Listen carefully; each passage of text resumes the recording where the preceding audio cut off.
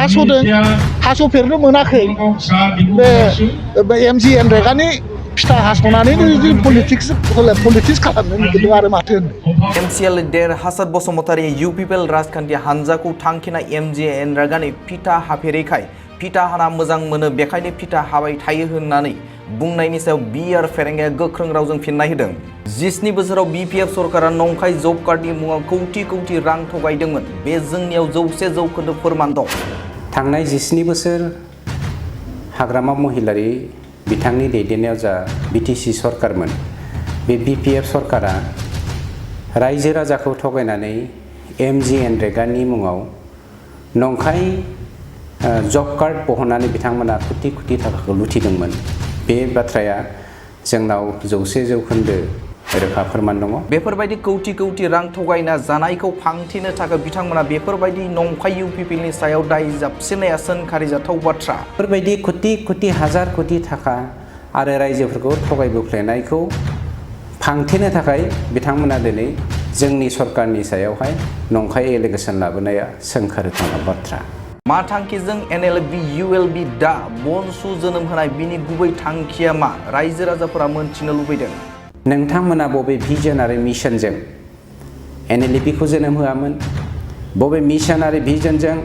ULB खौ जोनोम होआमोन, बबे मिशन आरो भिजनजों दिनै बनसुखौ जोनोम होदों बिनि फिननायखौ दिनै रायजो राजानो होयोब्ला रोखायैनो रायजो राजाफ्रा बेखौ मिथिनानै खुसि जागोन। BPF राजखान्थि हानजाया दिनै बड'लेण्डआव गोथाङै गैलिया बिथांमोना सारेन्डार जाबाय। BPF आ लाइफ मोनसे BPF पलिटिकल अर्गानाइजेशन हिसाबै दिनै बड'लेण्डआव गैलिया मानोना बिथांमोना सारेन्डार जाबाय। एक्स BPF वेलफेयार एस'सिएशन दानानै UPPL राजखान्थि हानजायाव हाबफैनो थाखाय खावलायदों बिआर फेरेंगा बिथाङा। एक्स BPF वेलफेयार एस'सिएशन दानानै जोंजों सामिल जायोब्ला जोंनि मानव गेदेर प्रमद बर' बिथांनि दैदेननायाव जोंनि UPPL सरकारा नोंथांमोननो रिहेबिलिटेसन पेकेज हिसाबै जोंहा दे 4 बोसोर UPPL सरकार दंबावो बे 4 बोसोराव रिबन हास'नो थाखाय जोङो नोंथांमोननो लामा होनो हायो। बे जादों जोंनिफ्राय नोंथांमोननिसिम रिहेबिलिटेसन पेकेज अफार। दानिया फैदो बिथाङा मा फोरमायदों आबुङै मोनथिना लानि। दिनै नोंथांमोननि बे मिडियानि गेजेरजों आं मोनसे बुस्थुखौ रोखा खालामनो लुबैदों।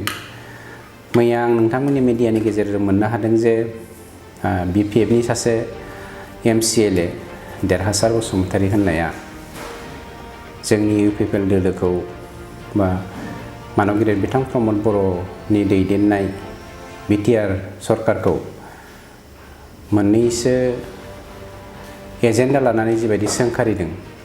बे सोंखारिनायनि थोंजों फिननायखौ आं दिनै नोंथांमोननि मिडियाजों होफैनो नागिरदों। बेनो जादों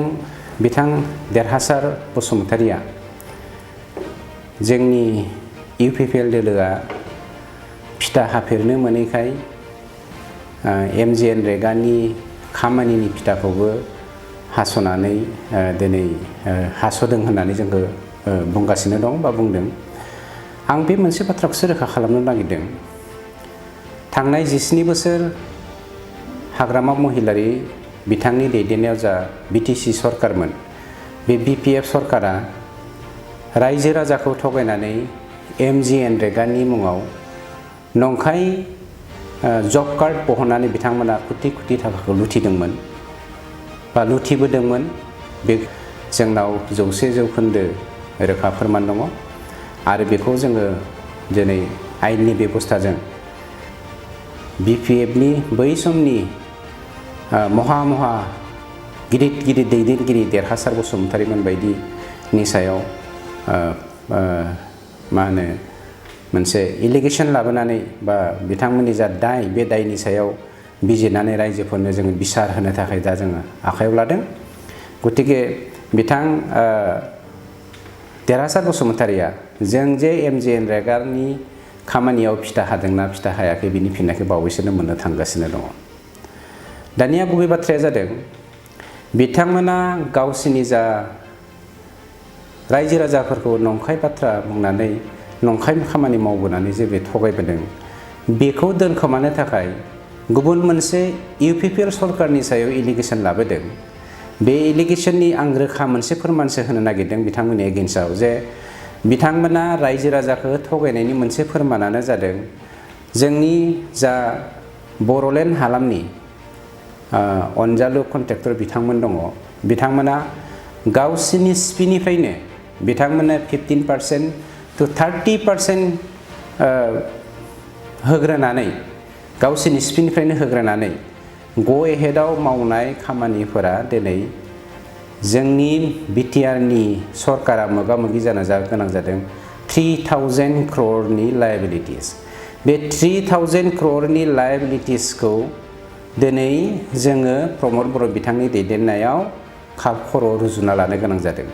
बेफोरबायदि कोटि हाजार कोटि थाखा आरो रायजोफोरखौ थगायबोफ्लेनायखौ फांथेनो थाखाय बिथांमोना दिनै जोंनि सरकारनि सायावहाय नंखाय एलिगेसन लाबोनाया सोंखारिथावना बाथ्रा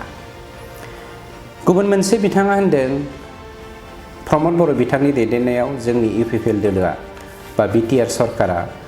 मिशन एन्ड भिजननि जा थांखि बे थांखिनि गेजेरजों माने अख्रांनि हाथरखिखौ खानायनि बाथ्राखौ रुजुनो नागिरदों नंगौ 7000 बोसोर रायजो जाबोनाय जोंनि बर' हारिया थगायजाफ्लेबाय थादों बोसोर बर' हारिया थगायजादों बेनिखायनो हारिखौ दाखांफिननायनि थांखिजों जौगाहोनायनि मिजिंजों गुफुं समाज दानायनि थांखिजों दिनै मानब गेदेर प्रमद बर' बिथांनि दैदेननायाव जोंनि जा मिशन आरो भिजन बे भिजन आरो मिशना जादों क्लियारलि उइदिन 5 years जों जे निहात मोनसे बर' हारि नङामोन जोंनि समाजा दे पृथिबीजों सिनायजानाय मोनसे हारिमोन बेखौ लाबोफिननो थाखाय जोङो दिनै मिशन आरो भिजनखौ लादों दा बे मिशन आरो भिजना जाफुंसारगोन देरहासार बसुमतारीमोन बायदि हाग्रामा महिलारिमोन बायदि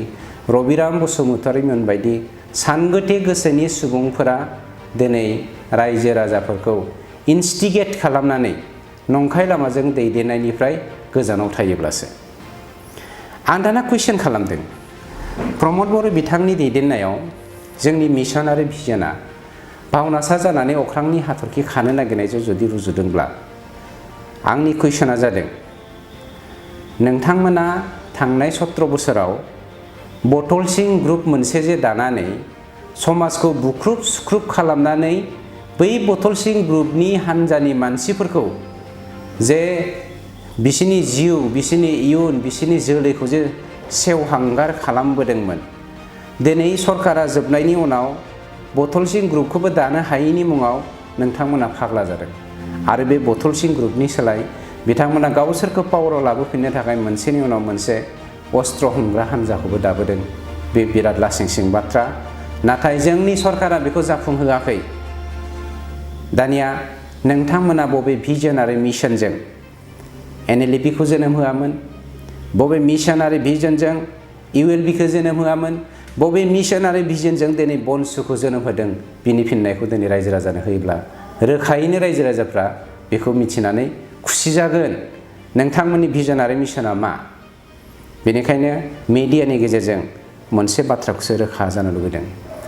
बिपिएफआ लाइफ मोनसे बिपिएफ पलिटिकल अर्गानाइजेशन हिसाबै दिनै बर'लेण्डआव गैलिया मानोना बिथांमोना सारेन्डार जाबाय ओरैबायदि सारेन्डार जाबाय थांनाय 17 बोसोर थगायबोबाय बिसोरो हारि हा मोनथाय गावनि राव हारिमु माने आसार खान्थि बेफोर गासैखौबो फाननानै जाबै दिनै आगोर मोनै जानानै बिथांमोना गावनि जिउखौ बासायनो थाखायबो सारेन्डार जाबाय बेनिखायनो नोंथांमोनखौ आं मिडियानि गेजेरजों रोखा बुंनो नागिरो नोंथांमोना जेरै एक्स एनडिबि वेलफेयार एसोसिएशन एक्स बिएलटि वेलफेयार एसोसिएशन दङ आमाय जिमाय गेलेयालासिनो बर' हारिखौ थगायनानै जाफिननो थाखाय गुबुन मोनसे लामा लायालासिनो एक्स बिपिएफ वेलफेयार एसोसिएशन दानानै जोंजों सामिल जायोब्ला जोंनि मानब गेदेर प्रमद बर' बिथांनि दैदेननायाव जोंनि इउपिपिएल सरकारा नोंथांमोननो रिहेबिलिटेसन पेकेज हिसाबै जोंहा दे 4 बोसोर इउपिपिएल सरकार दंबावो बे 4 बोसोराव रिबन हास'नो थाखाय जोङो नोंथांमोननो लामा होनो हायो बे जादों जोंनिफ्राय नोंथांमोननिसिम रिहेबिलिटेसन पेकेज अफार जुदिहाय नोंथांमोना एक्स BPF सारेन्डार वेलफेयार एसोसिएसन दानानै गुबुन राजखान्थि हान्जानि खाथियाव गुबुन समाजनि खाथियाव गुबुन हारिनि खाथियाव सारेन्डार खालामनो थांस्लायस्लाय एक्स मोनसे पलिटिकेल हान्जा हिसाबै जोंनि खाथियाव फैयोब्ला जों नोंथांमोनखौ बरायगोन आरो नंगौ जोंथ' रिबन हास'खाफेराखै जोंहा एक्सपिरियेन्सबो गैया खिन्थु नोंथांमोना 17 बोसोर एक्सपिरियेन्स दंखायो हिसाबै बे 17 बोसोर एक्सपिरियेन्सखौनो बाहायनो थाखाय जों नोंथांमोननि रिहेबिलिटेसन पेकेज हिसाबै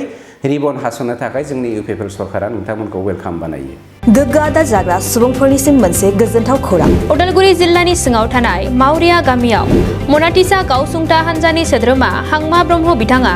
आसाम स्टेट रुरेल लाइभलिहुड मिशननि गेजेरजों खानस्रि हासार आरो गोबोर हासारजों दिहुनजानाय अर्गेनिक मैगं थाइगंनि गला बेखेवनाय जाबाय। गोग्गो मैगं थाइगं जाग्रा गोसो गुदुं बायग्रा सुबुंफोरा गाहायाव होनाय जानबुं नम्बराव जगाजग खालामनो हागोन। जानबुं नम्बरा जाबाय 8011748256। जानबुं नं 8011748256। गोजोनथाव खौरां गोसो गुदुं फरायसा एबा सुबुंफोरनि थाखाय टारगेट कचिं इनस्टिट्यूटआ बेसेन गोसा सुबिदा लानानै फैदों। जायफोर बिथांमोना banking railway SSC insurance defence Assam police बायदि आनजादनि थाखाय साखाफारा जानो मोजां खाबु मोनाखै बैसोर बायदि फरायसा एबा सुबुंफोरनि थाखाय मोनसे मोजां खाबु सफैदों। बरपेटा रोड विशाल मेगा मार्टनि साखाथियाव थानाय आमतलाव बे टारगेट कचिं इनस्टिट्यूटखौ खुलिनाय जादों। आथिखालनि साख्रि मोनै आरो बेकार जेंनाखौ नोजोर होनानै बे टारगेट कचिं इनस्टिट्यूटआ सोलोंसाफोरखौ गोबां गियान होनो थाखाय राहा लादों। बे टारगेट कचिं इनस्टिट्यूटआव सोलोंथाइ होनो लानाय आयदाफोरा जाबाय बेंकिं रेलवे SSC